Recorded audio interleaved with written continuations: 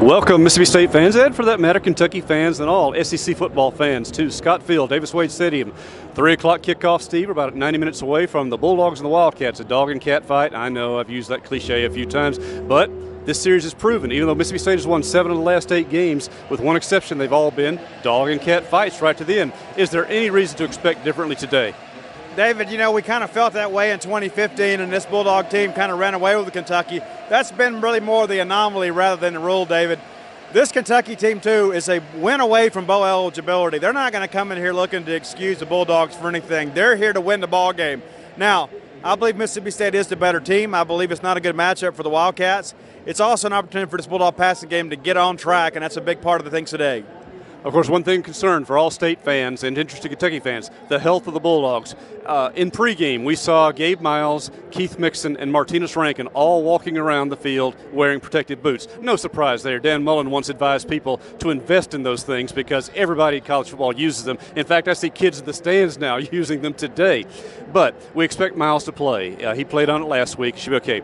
Keith Mixon was, I'm told, will be a locker room decision. Kind of iffy on that. Martinez Rankin, we don't expect him to play at this point.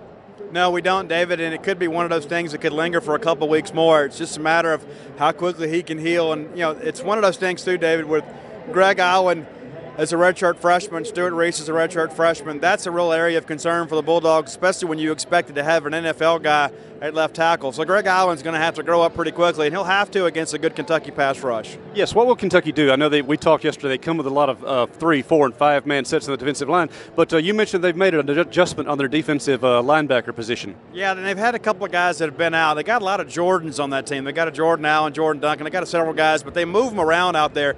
But the number to watch for them is 41. He's a guy that's got 6.5 sacks this year.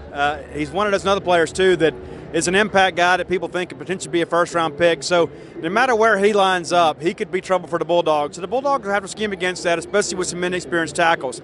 But this ball game, I believe, David, is going to boil down to the Kentucky offense versus Mississippi State defense. This is a defensive unit last year that kind of let a game slip away from them.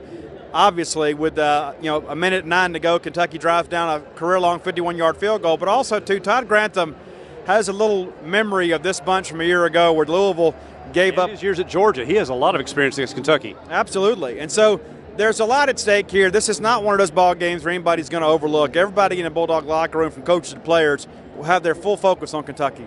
You mentioned a 51-yard field goal last year. Of course, I was on the sideline watching that ball get up, and I knew off the foot it certainly was going to be straight. It had the distance. It did. But looking behind us right now, even though y'all can't see it, the flags are flying. Here on the south end, I would not want to try to kick a 41 or even a 31-yard field goal in this wind. So special teams could be a factor again today. This is a day, too, with the wind swirling at this. Logan Cook, with his ability to place a ball high and deep, he could really be that factor State's defense needs to keep Kentucky pinned back.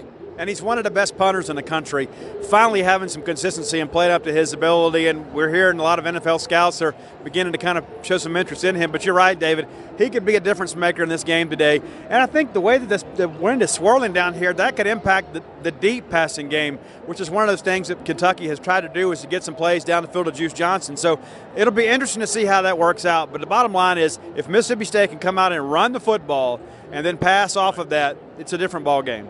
And Mississippi State certainly hopes to set up its power running game with, of course, Nick Fitzgerald leading the charge, Aris Williams. But with the rotation we've seen last week, Kylan Hill and Nick Gibson have certainly earned their chance to get snaps as well. A power running game could really work well against defense front, because if you can beat Kentucky's defensive line and get to that second level, these backs can do some damage.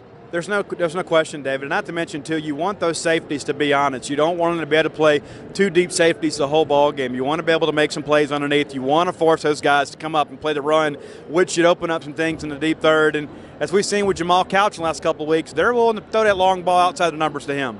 All right, Steve, I know you've been busy at another book signing today at the Lodge. Flim Flam still on sale at all fine bookstores near you, as well as online, Flim Flam the book. Quickly, what do we know about recruiting visits for today?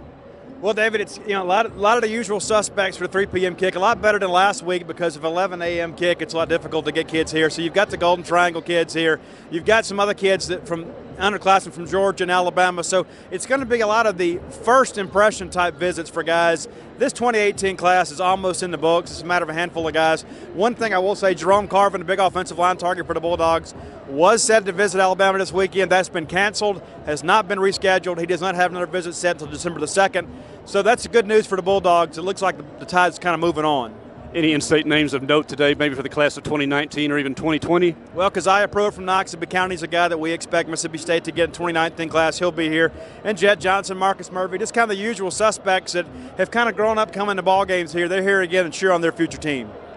So, Mississippi State, Kentucky, 3 o'clock SEC Network. We certainly expect another knockdown, fourth quarter type game for the Bulldogs and the Wildcats here. Steve and I will be talking after the game. Of course, we have a full wrap-up. Paul Jones and Robbie Falk now with us on genespage.com, helping out with game notebooks and commentary, recruiting updates as well from the visitors. And Steve and I will be shooting our video. Mike Neem will be writing our flash story as soon as the game is over, hopefully writing up another Bulldog victory, which would be the 8th in the last 9 meetings for Coach Dan Mullen against the Wildcats, Kentucky. For Steve Robertson, this is David Murray from Scott Field.